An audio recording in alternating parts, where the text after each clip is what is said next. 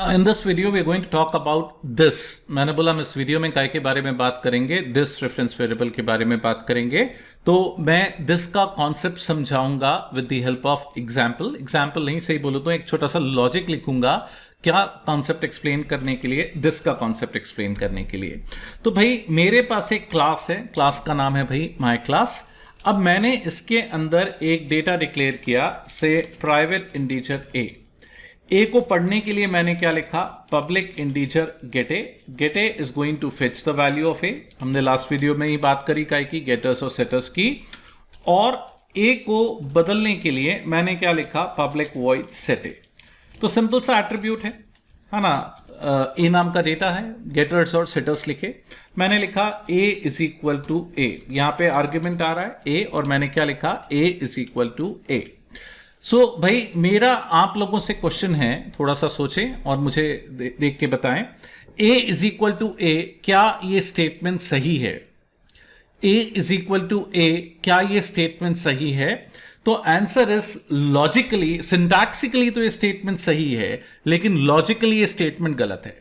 सिंटैक्सिकली सही क्यों है? क्योंकि मैंने इंटीजर को इंटीजर में डाला है, left hand side is equal to right hand side, इसमें कोई एरर नहीं आएगा।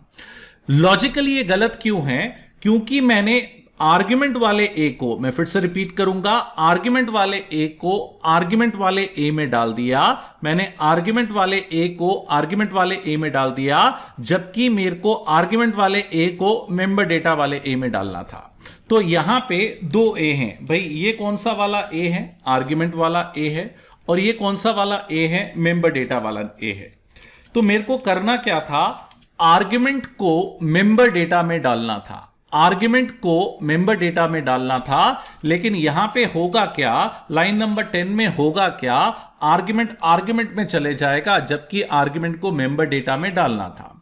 नाउ एरर क्यों नहीं आएगा? क्योंकि इक्वल टू के हिसाब से left hand side right hand side दोनों का डेटा टाइप इंटीजर है, कंपाइलर एरर क्रिएट नहीं करेगा। लॉजिकल एरर क्यों है? क्योंकि डेटा मेंबर डेटा तक पहुंचा ही नहीं, आर्ग्यूमेंट आर्ग्यूमेंट में रह गया, जबकि आर्ग्यूमेंट को मेंबर डेटा में डालना था। आर्ग्यूमेंट आर्ग्यूमेंट में रह गया, जबकि आर्ग्यूमेंट को मेंबर डेटा में डालना था।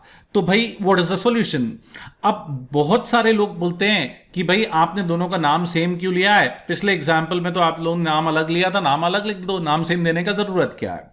तो भाई जावा में ये कन्वेंशन है, हम जानबूझ के इंटेंशनली हम मेंबर डेटा और आर्ग्यूमेंट का नाम क्या रखते हैं, सेम लिखते हैं। मैंने बोला जावा में कन्वेंशन है, हम इंटेंशनली जानबूझ के मेंबर डेटा और आर्ग्यूमेंट का नाम सेम लिखते हैं, और मेंबर डेटा के आगे क्या लगाते हैं, दिस लगाते हैं। मैंने बोला मेंबर डेटा के आगे क्या लगाते हैं, दिस लगाते हैं।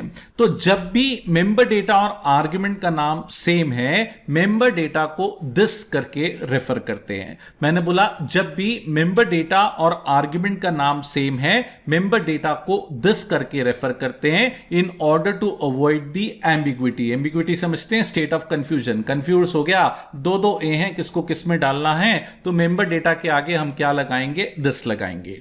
ये दिस होता क्या है, इसके बारे में और बात करते हैं। तो लेट्स टेक एन एग्जांपल। मैंने मेन फंक्शन लिखा, मैंने बोला मैंने मेन फंक्शन लिखा, मैंने लिखा my class OBJ is equal to new my class. ना मैंने बोला ओबीजे डॉट सेट ए 100। तो यहां पे व्हाट इज ओबीजे? मैं बोलूंगा OBJ is the current context, OBJ is the current context. एक नया शब्द लेकर आया भाई मैं, करंट कंटेक्स्ट। ओबीजे को क्या बोलेंगे? Current context is the object in use. उस लाइन में जिस ऑब्जेक्ट का नाम लिखा जाता है, मैंने बोला उस लाइन में जिस ऑब्जेक्ट का नाम लिखा जाता है, जिस ऑब्जेक्ट की मेमोरी के साथ फंक्शन को बुलाते हैं, जिस ऑब्जेक्ट की मेमोरी के साथ फंक्शन को बुलाते हैं, उसको बोलते हैं current context. Current context is the object in use. यहां पे ओबीजे के साथ सेटे को बुलाया है, तो ओबीजे की मेमोरी के साथ सेटे कॉल हो रहा है, ओबीजे को हम बोलेंगे current context.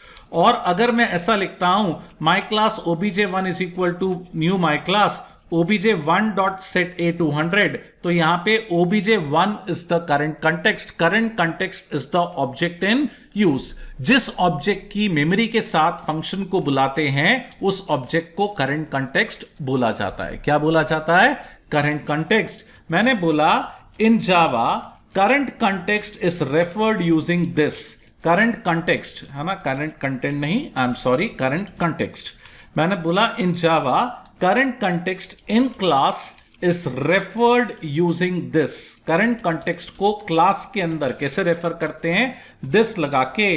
This becomes compulsory, this लगाना जरूरी हो जाता है। मैंने बोला this becomes compulsory when member data an argument shares a common name. This लगाना जरूरी है जब member data an argument shares a common name, दोनों का नाम क्या होगा? सेम होगा। तो मेंबर डेटा के आगे क्या लगाएंगे भाई? दिस लगाएंगे। मैंने बोला मेंबर डेटा के आगे क्या लगाएंगे? दिस लगाएंगे। और जावा में कन्वेंशन है जान पूछ के मेंबर डेटा और आर्ग्यूमेंट का नाम सेम रखते हैं और मेंबर डेटा के आगे क्या लगाते हैं? दिस लगाते हैं। फिर से रिपीट करूंगा, जावा में कन्वेंशन है जान पूछ के मेंबर डेटा और आर्ग्यूमेंट का नाम सेम रखते हैं और मेंबर डेटा के आगे क्या लगाते हैं? दिस। तो भाई मैंने क्या बोला? In Java when member data and argument shares a common name. जब भी मेंबर डेटा और आर्ग्यूमेंट का नाम सेम होता है, मेंबर डेटा और आर्ग्यूमेंट का नाम सेम होता है, मेंबर डेटा को कैसे रेफर करते हैं? दिस से।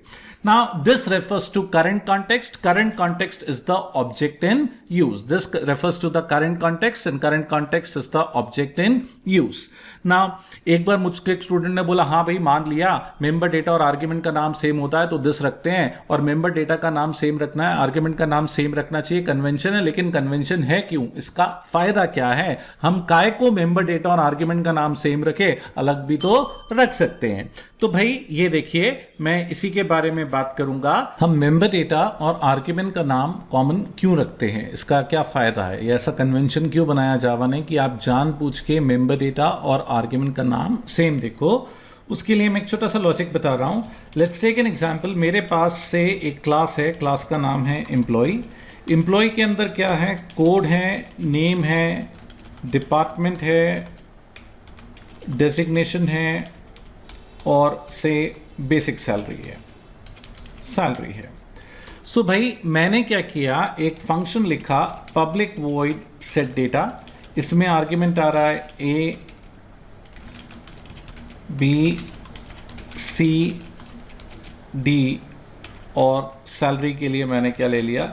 इन, ठीक है, से ई। तो भाई यहां पे मैंने मेंबर डेटा और आर्ग्यूमेंट का नाम सेम नहीं दिया है।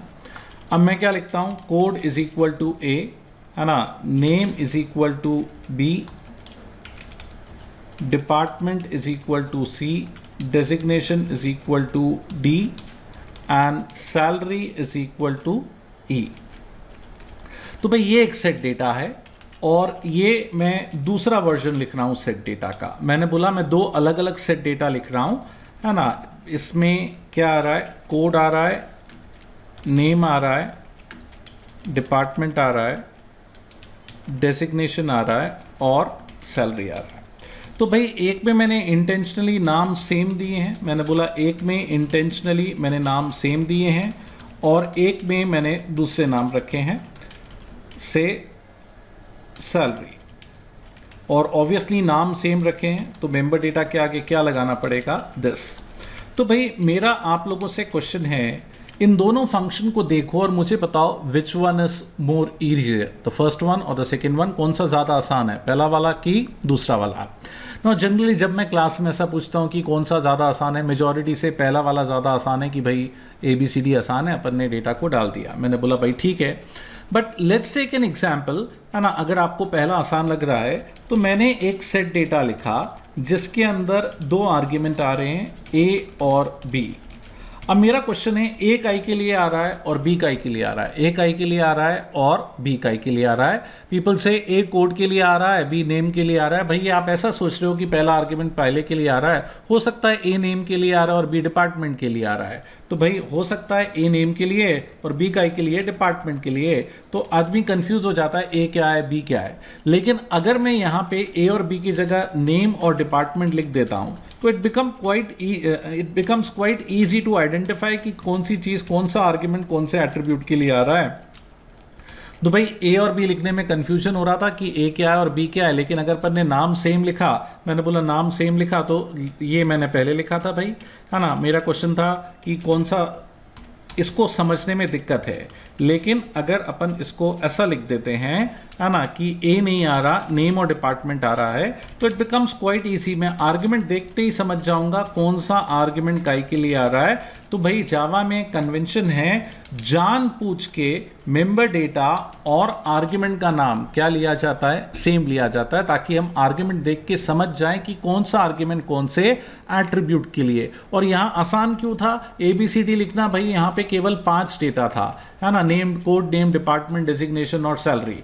इमेजिन करो मेरी क्लास के अंदर 40 डेटा है, तो ABCDFG तो बहुत आसान लगता है, लेकिन 11th डेटा के लिए क्या नाम दोगे, 12th के लिए क्या दोगे, 13th के लिए क्या दोगे। तो ABCD तक आसान लगता है, लेकिन बाद में कॉम्प्लिकेशन होती है। इसीलिए जानबूझ के पूरे जावा के सिलेबस में मैं मेंबर डेटा और आर्ग्यूमेंट का नाम सेम दूंगा, और मेंबर डेटा के आगे क्या लगाऊंगा, दिस लगाऊंगा। मेंबर डेटा के आगे क्या लगाऊंगा, दिस लगाऊंगा।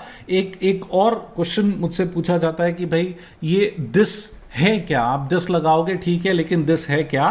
तो अंदर से होता क्या है, जब भी हम कोई क्लास बनाते हैं, इंटरनली जावा क्या करता है, मैंने बोला इंटरनली जावा क्या करता है, उस क्लास के अंदर उसी क्लास का एक रेफरेंस डिक्लेयर करता है, उस क्लास के अंदर उसी क्लास का एक रेफरेंस डिक्लेयर करता है दिस। तो ये हम नहीं लिखेंगे।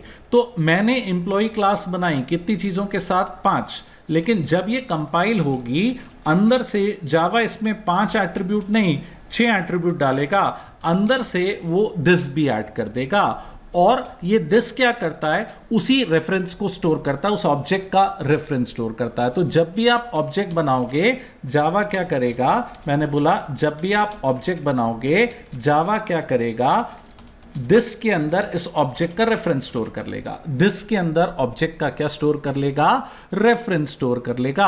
तो अगर हमको ऑब्जेक्ट को क्लास के अंदर रेफर करना है तो उसके नाम की जगह दिस लिखेंगे। एक क्लास के कितने ऑब्जेक्ट हो सकते हैं, 100 ऑब्जेक्ट हो सकते हैं। तो भाई 100 का नाम मैं क्लास में नहीं लिख सकता, और क्लास बनाते समय हमें क्या मालूम ऑब्जेक्ट का नाम क्या होगा। तो जावा ने क्या चालाकी करी, जावा ने उस क्लास के अंदर उस हर ऑब्जेक्ट का रेफरेंस स्टोर करता है, किस नाम से, दिस। तो अपन उस ऑब्जेक्ट को, उस करंट कॉन्टेक्स्ट को दिस करके क्या कर सकते हैं, रेफर कर सकते हैं। तो भाई फिर से रिपीट करूंगा, मैंने बोला फिर से रिपीट करूंगा। In Java, member data and argument, whenever member data and argument shares a common name, member data को किससे रेफर करते हैं, this से। This refers to the current context is the object in use। और आज से लेके आखिरी सेशन तक मैं जानबूझ के member data और argument का नाम क्या रखूंगा, सेम रखूंगा, और member data के आगे क्या लगाऊंगा, this।